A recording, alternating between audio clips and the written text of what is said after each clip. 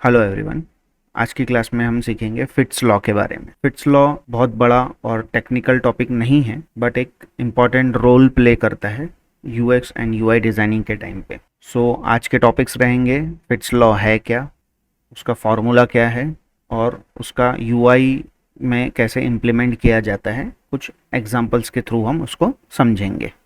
चलो एक काम करते हैं। इमेजिन करते हैं कि हमने फ़ोन लिया और उसमें एक एप्लीकेशन या वेबसाइट ओपन की है। ठीक है, अब उसके यूआई में कुछ छोटे छोटे बटन्स हैं या एक आध छोटी सी लिंक है और वो बहुत टाइट स्पेस में है। अब टाइट स्पेस का मतलब क्या होगा?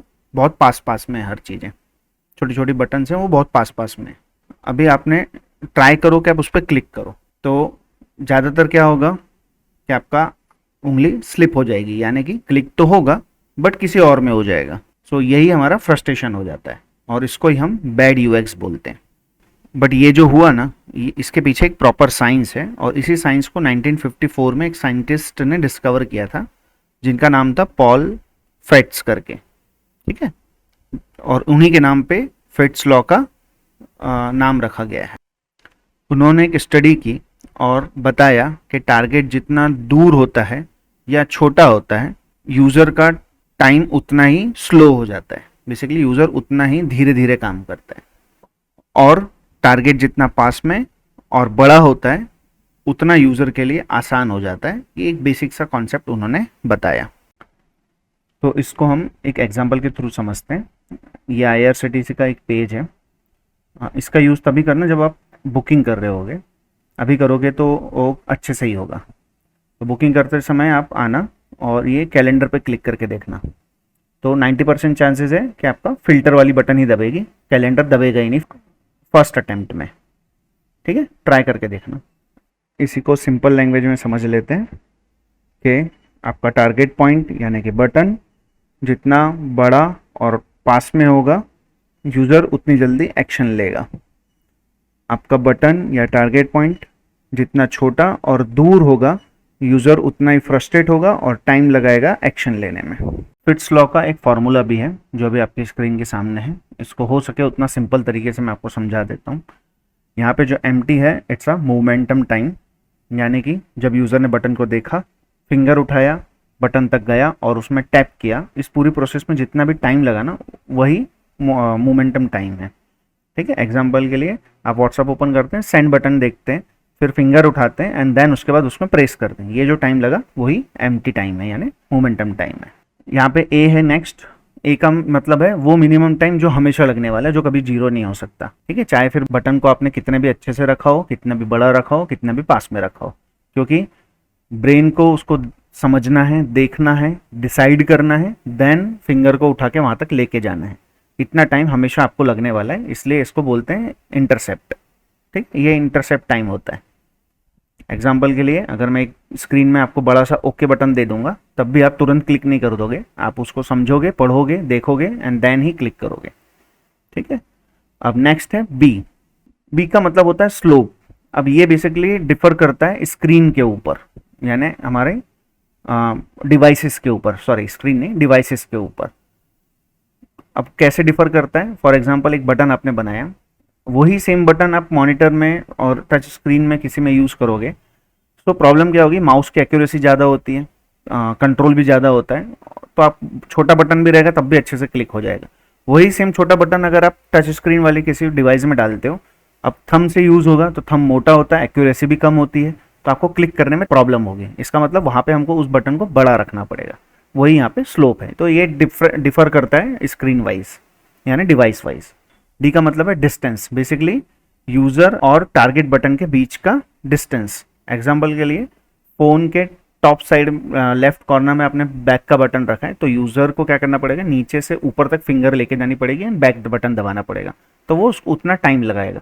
लेकिन अगर वही बैक बटन में नीचे दे दूं तो क्या होगा? वो उतना टाइम एक्शन कम हो जाएगा। ठीक है, तो ये बेसिकली हमारा सिंपल सा एक लॉजिक है उसमें। अब ऑब्वियसली बात है, जितना डिस्टेंस यूज़र कवर करेगा उतना मोमेंटम टाइम बढ़ जाएगा, जितना यूज़र कम डिस्टेंस कवर करेगा उतना ही मोमेंटम टाइम कम हो जाएगा।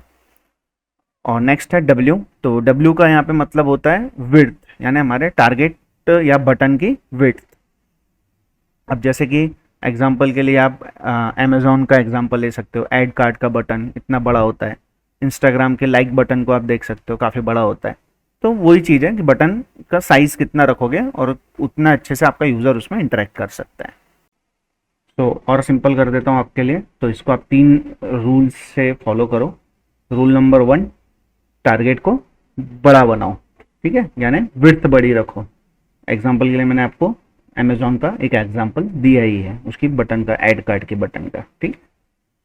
नेक्स्ट है, सेकंड जो रूल है वो है डिस्टेंस को घटाओ, यानी कि पास पास में रखो। अभी उसका एग्जाम्पल आप देख सकते हो, कहीं पे भी आप राइट क्लिक करते हो माउस से, तो जो आपका इंटरेक्ट विंडो खुलती है, इंटरेक्टिव विंडो, वो उसी जगह से खुल जाती है जहाँ पे राइट क्लिक किया है आपने। सो वो बेस्ट एग्जाम्पल है डिस्टेंस का, ठीक है, इसलिए आपका एक्शन वो फास्ट लगता है। थर्ड जो रूल है, स्क्रीन के एज को यूज करो। अभी स्क्रीन के एज को क्यों यूज करना है, क्योंकि माउस उसके बाहर नहीं जा सकता, ठीक है। इसलिए आपने देखा होगा कि ज़्यादातर एप्पल के नीचे जो टैग बटन होती है, हमारे विंडोज़ के जो नीचे की विंडो बटन होती है, ये नीचे एज में होती है, तो यूज़र आसानी से उसको क्लिक कर सकता है और समझ सकता है, ठीक है। तो इन 3 रूल को फॉलो करो, आपका फिट्स लॉ बहुत अच्छे से वर्क करेगा। अब हम कुछ रियल एग्जांपल्स देखते हैं। एक तो मैंने आपको बताया ही अमेज़ॉन कार्ड के बारे में, जिसमें ये बटन्स हैं, क्लियरली दिखती हैं, बड़ी हैं, अच्छे से पास में रखी हुई हैं, तो यूज़र तुरंत उसमें जाके क्लिक कर लेता है और अमेज़ॉन को फ़ायदा होता ही है उससे। और एक और एग्जांपल मैंने आपको दिया था व्हाट्सअप बटन का, है ना। व्हाट्सअप में सेंड बटन का, बड़ा होता है, राउंडेड होता है, अच्छे अलग से कलर में होता है, ब्राइट कलर में होता है, और हमेशा एक ही जगह पे रहता है और थंब के बिल्कुल पास में है, स्क्रीन के राइट साइड में है, तो थंब आसानी से क्लिक कर लेता है। इससे आपका इंटरेक्शन अच्छा हो जाता है और फास्ट वर्किंग हो जाता है। दूसरा कुछ एग्जांपल दूं और, तो आपने कुकी बैनर देखा होगा जो हमारे पास आता है ना, कभी कभी हम साइट्स खोलते हैं तो आता है एक्सेप्ट कुकीज़ एंड एवरीथिंग, तो वहाँ पे देखना एक्सेप्ट बटन जो रहता है ना, बहुत ब्राइट कलर में बड़े बड़े उसमें लिखा रहता है, लेकिन रिजेक्ट बटन वो हमेशा छोटा सा या ऐसा लाइट कलर में लिखा रहता है, ताकि यूज़र को ढूंढने में टाइम लगे। अब यहाँ पे फिट्स लॉ का अपोजिट वर्क किया जाता है उस रिजेक्ट वाले के लिए, क्योंकि हमको रिजेक्ट करवाना नहीं है, हमको वहाँ पे हमेशा एक्सेप्ट ही करवाना है। इसका मतलब जहाँ पे भी आपको यूज़र को, मतलब आप बताना चाहते हो कि वो यही प्रोसेस करे, जैसे हमको कुकीज़ बार में एक्सेप्ट के बटन को ही एक्सेप्ट करना पड़ता है, क्योंकि वो ही अच्छे से दिखते रहते, तो यूज़र उसको ही क्लिक कर देता है जल्दी से। तो ऐसे टाइम में हमको फिट्स लॉ का अपोजिट वर्जन काम करना होता है, ठीक है। पेजिनेशन होता है, मतलब नीचे पेज नंबर्स लिखे होते हैं। अब कभी कभी आपने वेबसाइट्स में देखा होगा 1 2 3 4 5 ऐसे बहुत लंबे लंबे वो लिखे रहते हैं, एक तो वो छोटे होते हैं। अब उसी वेबसाइट को आप मोबाइल में यूज़ करोगे तो दिक्कत होती है, लेकिन अगर वहीं पे आपको 1 2 3 ऐसा लिखा रहे और नेक्स्ट एंड प्रीवियस की बटन रहे, तो वो ज़्यादा आसान हो जाता है क्लिक्स करने में और उसको इंटरेक्ट करने में। यही थे हमारे कुछ real life examples. I think आपको फिट्स लॉ बहुत अच्छे से समझ में आ गया होगा। सो मिलते हैं नेक्स्ट टॉपिक में। लाइक, शेयर और सब्सक्राइब जरूर करना।